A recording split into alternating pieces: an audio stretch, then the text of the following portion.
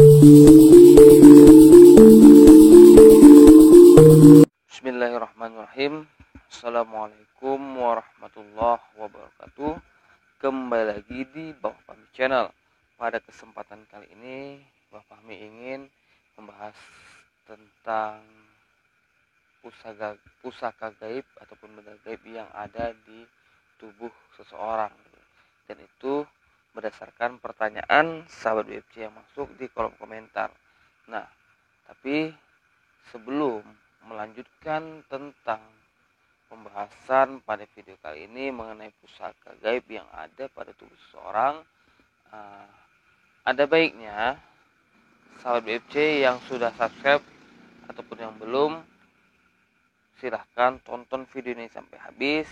Yang belum subscribe silahkan subscribe, dan yang sudah silahkan like, komen, dan share agar BFC terus berkembang dan dapat upload video menarik lainnya.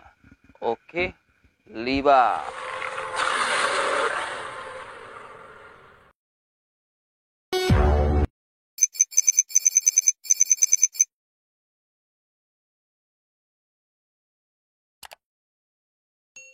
Wassalamualaikum warahmatullahi wabarakatuh.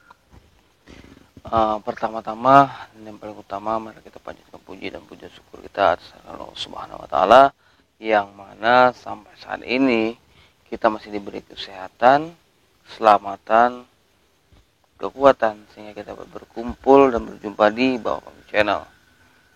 Dan tak lupa pula sholawat berangkaikan salam kita hadiahkan kepada junjungan kita Nabi besar Muhammad sallallahu alaihi wasallam. Allahumma sholli ala sayyidina Muhammad wa ala sayyidina Muhammad.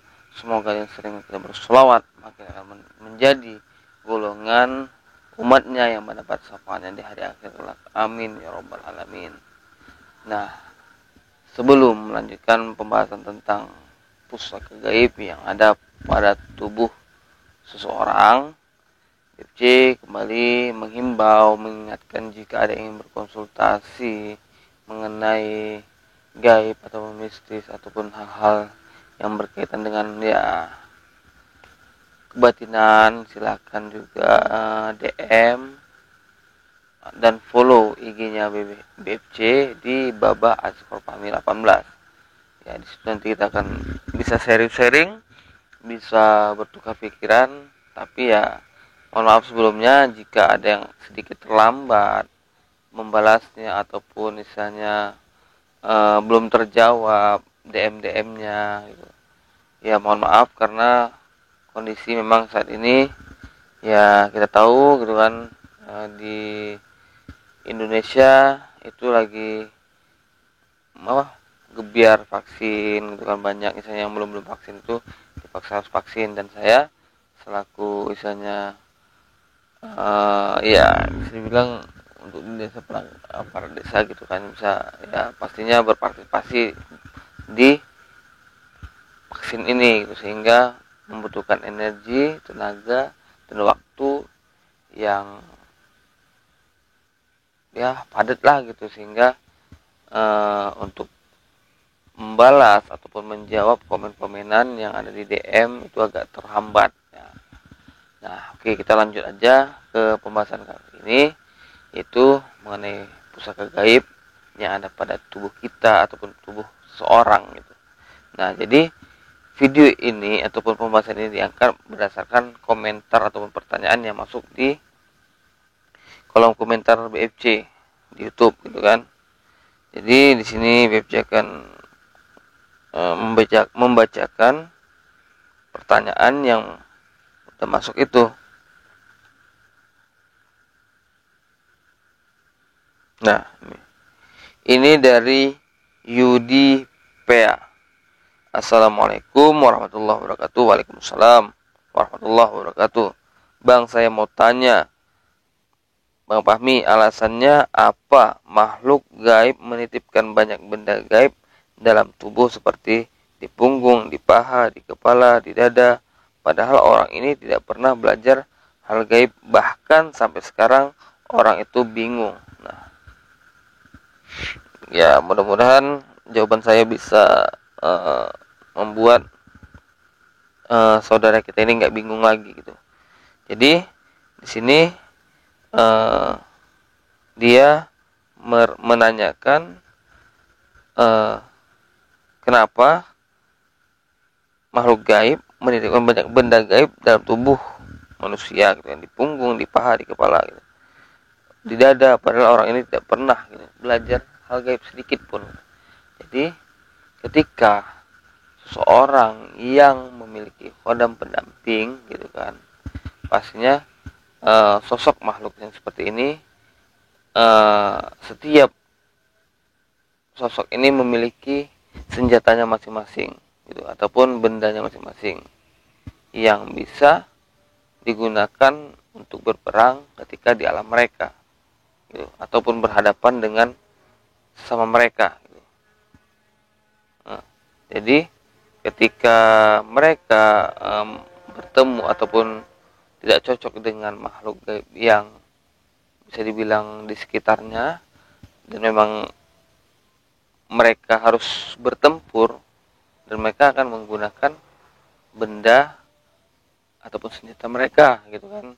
Jadi ketika mereka mendampingi seseorang, dan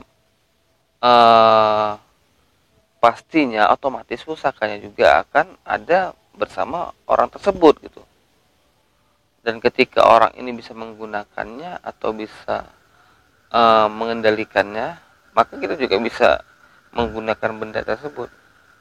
Nah, karena yang istilahnya dipinjamkan lah gitu.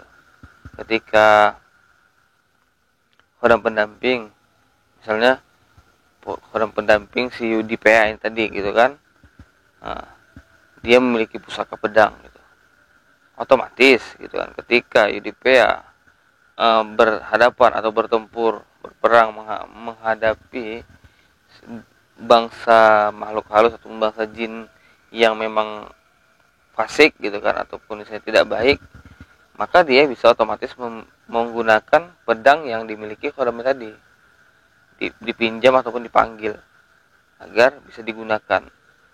Nah, tapi ya tidak nyata gitu, karena digaib dia gitu.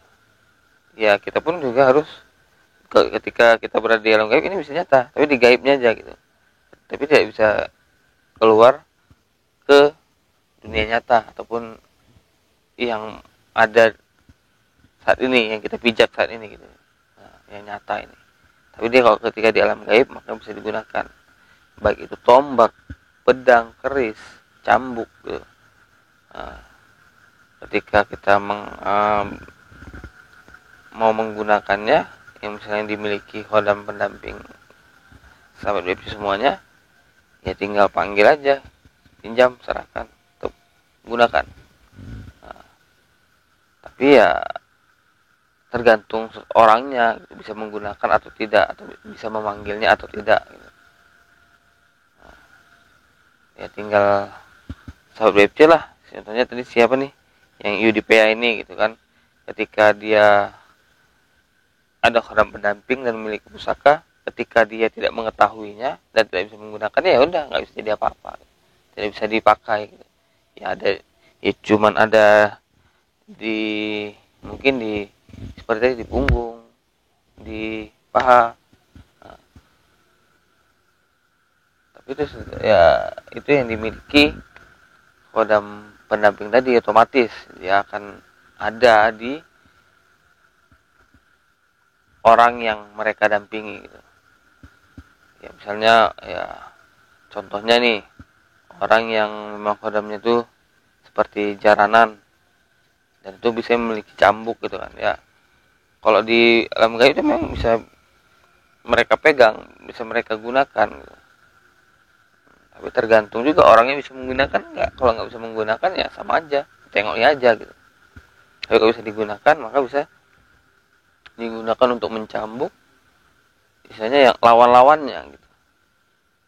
Nah, jadi intinya di sini kenapa bisa banyak tinggal pusaka ini, berarti banyak yang ikut sama dia gitu. Kenapa bisa banyak yang ikut? Ya itu tadi, seperti video yang sebelumnya gitu. Kita ini wadah gitu. Kita lihat ya, kalau kita tidak bisa mengendalikannya atau kita tidak bisa membentenginya, maka mereka bisa keluar masuk dengan sesuka hati mereka gitu. Jadi kita sebagai manusia juga harus memahami itu, dan jangan istilah ya, tapi udah berdoa ya, betul berdoa, cuman berdoanya kalau di mulut aja sama aja. Kalau cuman di mulut, misalnya mau bepergian kan, saya bilang kemarin tuh kan di video itu, tapi cuman hanya di mulut, di batinnya, di hatinya enggak gitu. Jadi kalau bisa mulut dengan hati itu satu. Nah, jadi intinya kenapa orang yang di tubuhnya itu banyak di benda gaibnya, berarti yang ikut sama dia juga banyak gitu. Dan mereka semua masing-masing memiliki bendanya masing-masing, pusakanya masing-masing. Nah, maka ketika Anda bisa menggunakan ini, ya udah, Anda tinggal pilih mana yang mau Anda gunakan. Atau tombak, pedangkah, gitu, keriskah, gitu, atau cambukkah, gitu, bisa, cemeti kan, gitu, bisa aja.